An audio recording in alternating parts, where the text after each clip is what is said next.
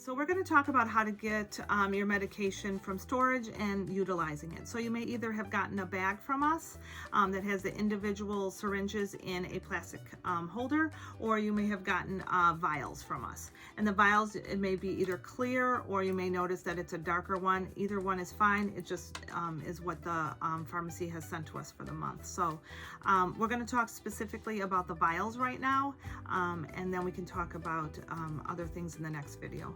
So if you have a vial and it's brand new, it should have some kind of tab on it or something that's closed on it. You want to pull that off, and then what you want to do is get your alcohol swab.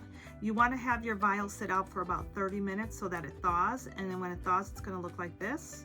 Okay, and what you don't want to shake your vial. When you have a vial, you want to actually turn it over about 3 times to mix it. 1, 2, and 3, and now it's mixed. And then you want to take your alcohol swab and you're going to clean the top of the vial. And you can see this is circular fashion, and you want to clean it like this.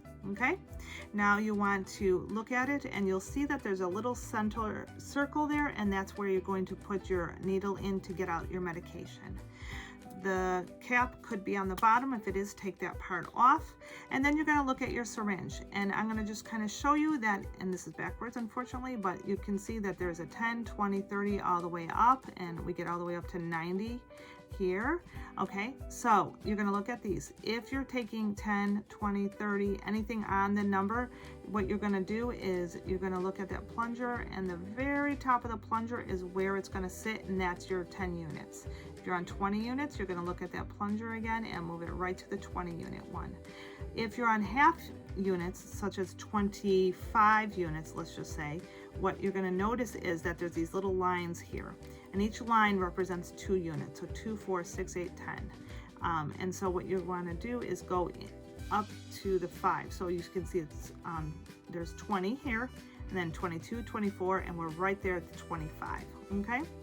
And so what I usually do is I kind of draw up about what I'm going to give myself in the syringe of air, and then we're going to push the air into the vial. All right, so here we are again, and here's the medication. So we're going to take our cap off, and we're going to look right at that little center circle, and we're going to put the syringe right in the middle there. Okay, so now it's in, and I'm just going to push that air into it.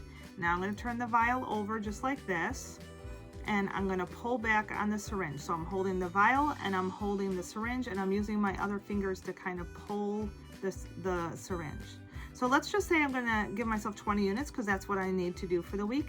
So I'm going to pull back more than the 20, and then I'm going to push the medication back to the 20. It's easier to do it that way than it is just to draw it right to the 20.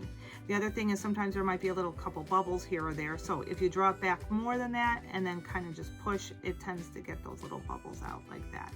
If for some reason you get a bunch of bubbles and you're like, oh my gosh, there's all this air, then push it back in and draw it back up again, okay? And that way you can kind of eliminate those. And so here we are, and we have our 20 units right there. And now we're ready to give ourselves a shot. Okay, and that's how you do it. And then you want to store your vial back in the freezer. The freezer is the best place for the vial. It keeps it most potent, and that way it's ready to go for next time. All right.